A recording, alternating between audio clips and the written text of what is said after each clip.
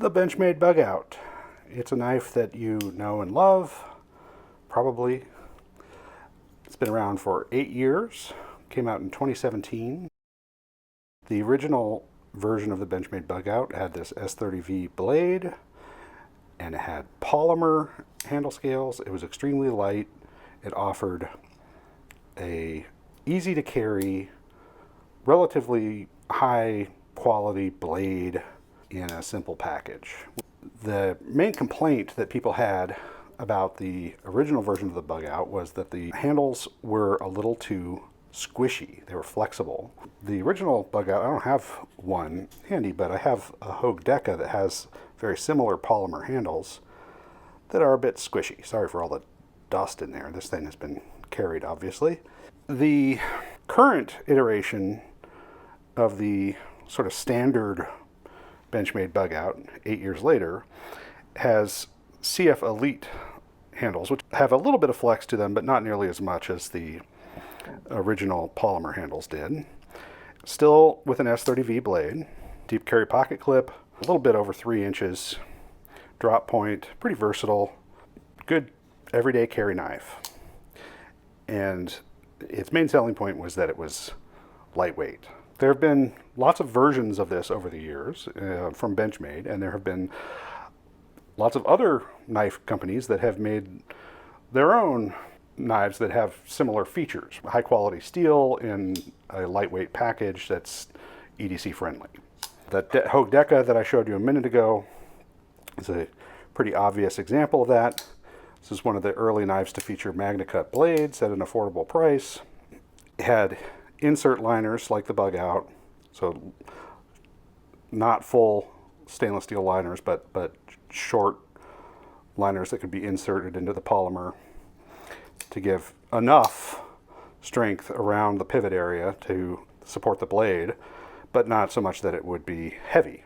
And this also has a blade that's a little over 3 inches. It has a crossbar lock because the patent on the axis lock expired in 2018.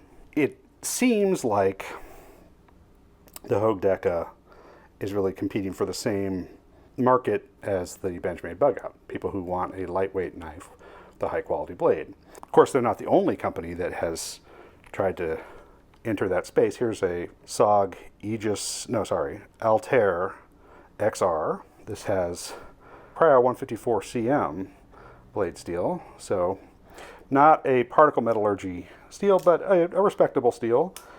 It has also a crossbar lock, polymer handles, insert liners, and deep carry pocket clip. Pretty thin profile. Blade just a bit over 3 inches. A lot of the same features that we have come to appreciate in the Bugout. But Hogue in particular, I think, was gunning for this, for market share in sort of this product category. It's easy to imagine a lot of animosity between Benchmade and Hogue. Benchmade has sued Hogue over knife design. They sued over Hogue's trauma line of knives, which I don't have an example to show you, but they claimed that it was an infringement on their intellectual property because it was too close to the Benchmade Triage knife, and they won that lawsuit. There was a version of the Griptilian designed by Ritter that Benchmade used to make, and then they stopped making it. Now Hogue makes it, and it's very similar to a Griptilian, which is the Melpardue design knife that Benchmade continues to make. So they're kind of sniping at each other a little bit, and that relates to today's unboxing, which I'm going to show you in a minute. Some of this might have to do with the fact that Benchmade attracted some criticism from the gun rights community in 2019 for agreeing with law enforcement in Oregon to a request. The law enforcement had some firearms that had been turned in at a gun buyback program, and law enforcement asked Benchmade to destroy them. I think there may have also been some guns that were seized by court order from people that were prohibited from owning them. And Benchmade complied and used their equipment to destroy some firearms, which irked some gun rights people. And of course, Hogue is very closely connected to the firearms industry and gun enthusiast community, because before they made knives, their identity was really tied to firearms accessories, particularly grips. They make overmolded rubber grips for handguns, among other things. So I don't know for sure that that controversy had anything to do with the apparent adversarial relationship between Benchmade and Hogue, but it's easy to imagine that it might. There are, of course, a couple different blade designs for this Hogue Deca. That it has this compound grind Warncliffe and also a clip point. So neither of those is really the drop point of the Benchmade. We're not going to get into another lawsuit here, but some similarity, right? Similar size, similar concept, same lock. And Hogue calls this the Able lock. But it's the same thing as the Axis lock, except in name. So Benchmade had to up their game a bit, right? S90v is not as desirable to most people as MagnaCut. And so Benchmade has come out with variations of the Bugout with different handle materials. Right, I mentioned they upgraded from polymer to this CF Elite material, which is a little bit more rigid. You could also, in Benchmade's custom shop, get G10 handle scales like this, which is not as flexible even as the CF Elite.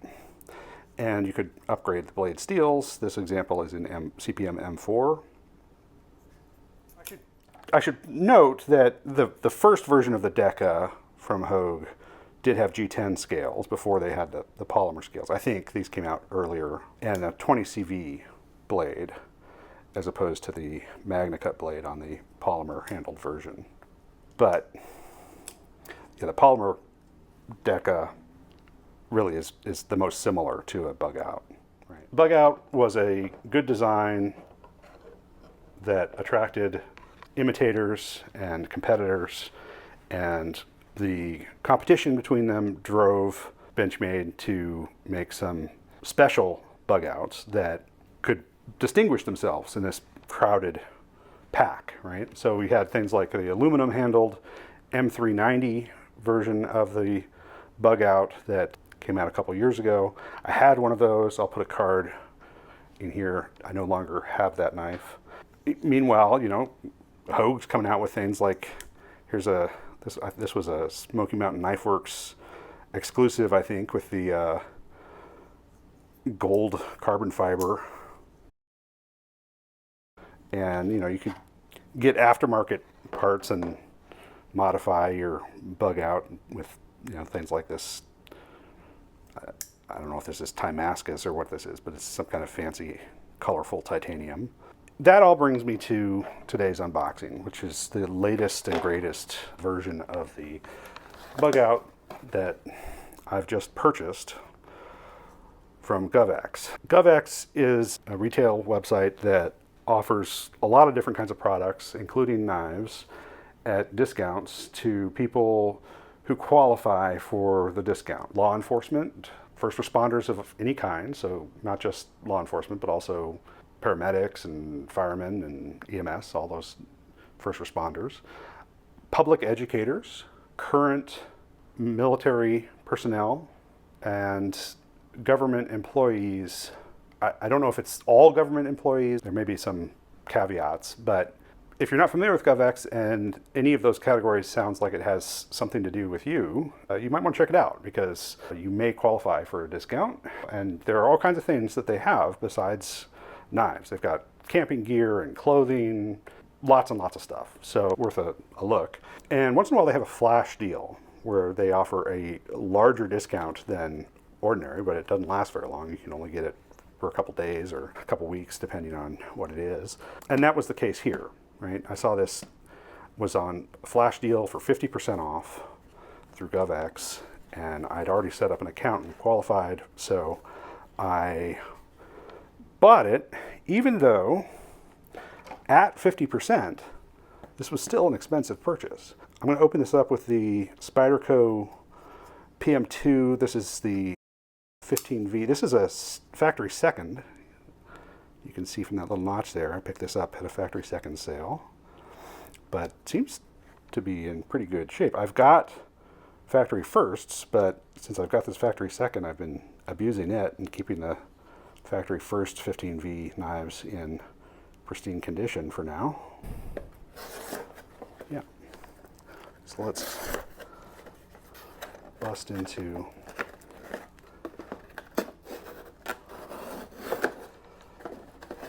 this package. Okay, so we've got our GovX stickers and our Benchmade Bugout, the 53509 in CPM s90v. And let's see, does this have a little sticker on it? I think it does, yeah. All right, so we'll open this. They have it on both sides? No, just that one side. Okay.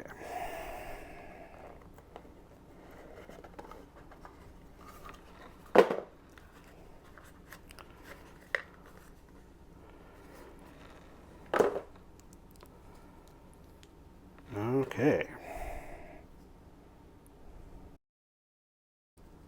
Remove that.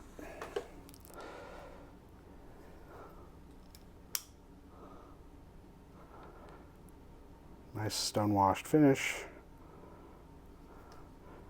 CPM s90v blade.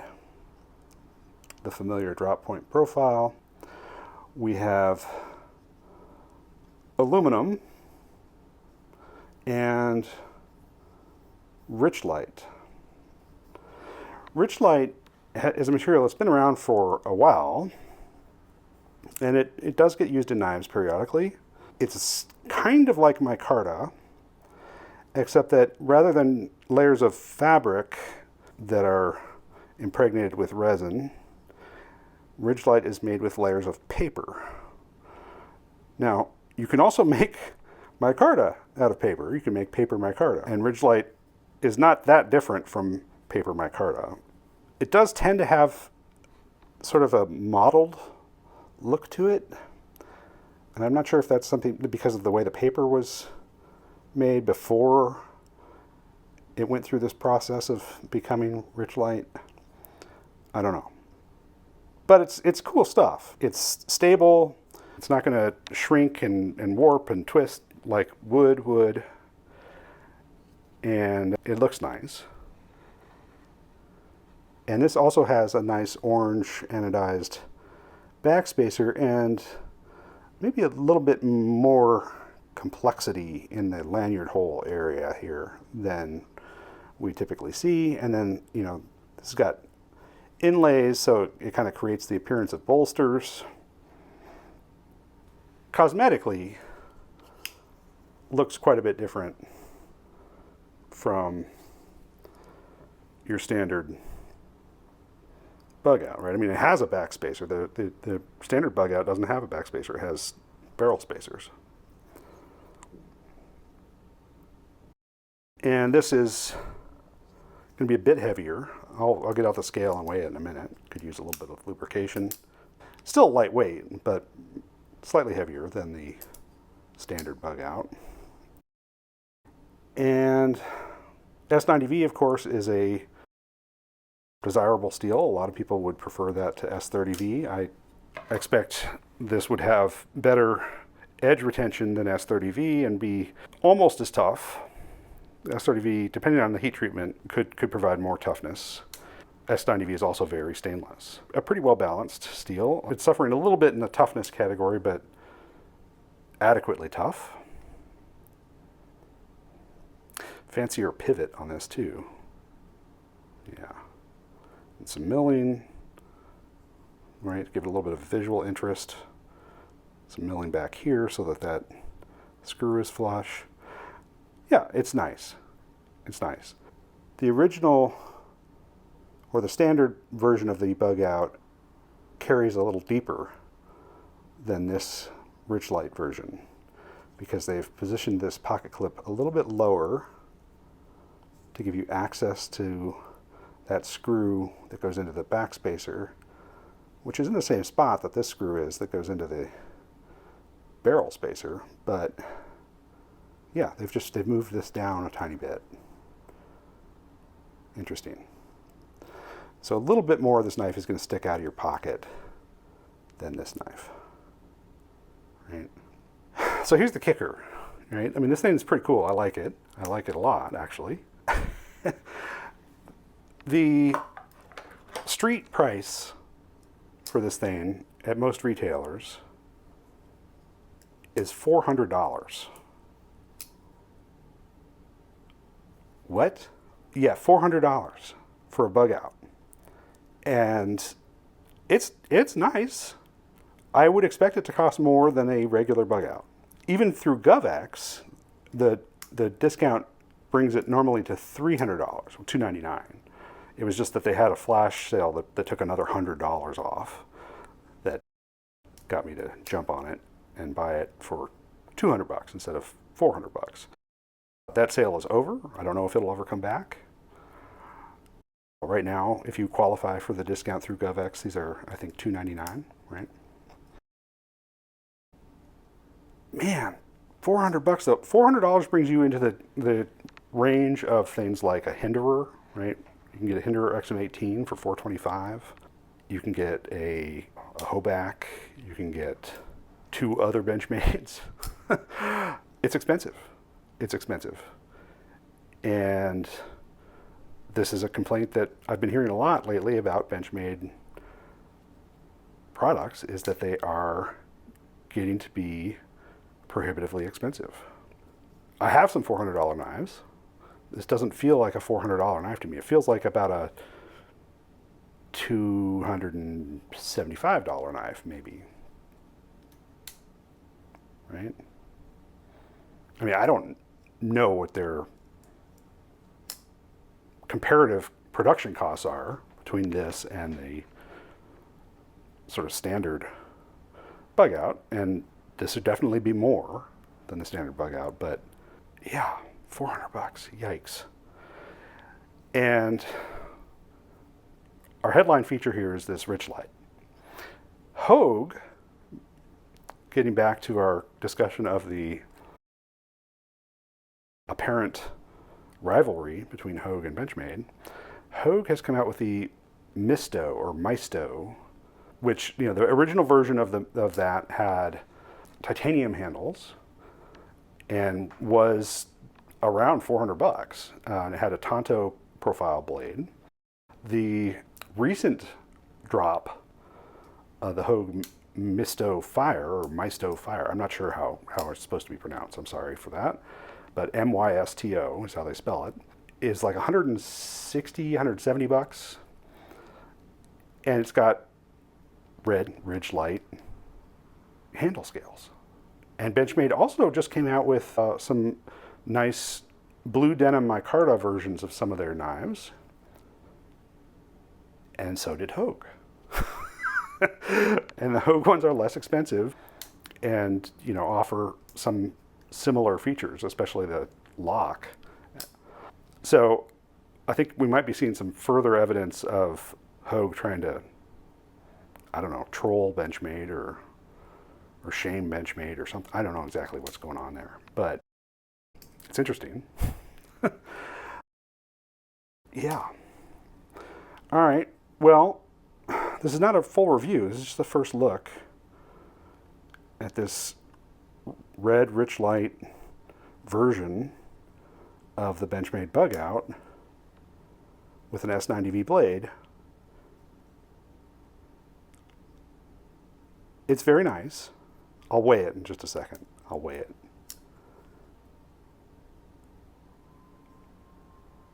Oof, $400 though. All right. Okay, I've got my little Cuisinart scale out here. Let's weigh the CF Elite version of the Benchmade Bugout. 50 grams, which is also 1 3/4 ounce. Very lightweight. You know, that's what made the Bugout such a hit initially, was you get a pretty good knife that basically doesn't weigh anything. Polymer version of the Hogue Deca weighs a little bit more. The G10 version of the Bugout, 2 1/4 ounces. Let's just weigh the Ultim just for fun. 2 1/8 ounces. That's the Deca with Ultim handle scales and a Magna Cut blade. And here's the new one, the Richlite s90v, an aluminum construction Bugout. 2 3/8, or 67 grams. So yeah, it's a little heavier than the CF Elite version. It's still a very lightweight knife. You know, most people are not going to notice a difference carrying this around all day than carrying the, you know, the polymer or the CF Elite version around all day. But your bank account will show a difference. Yeah, I mean, ultralight hikers, you know, people who are really counting every gram of gear that they're carrying, might still prefer the CF Elite version. Or you can get a custom shop version, right? And get the materials that you want. I think for most people, the weight difference is pretty negligible. It's a beautiful knife. I can't deny that it is an attractive knife.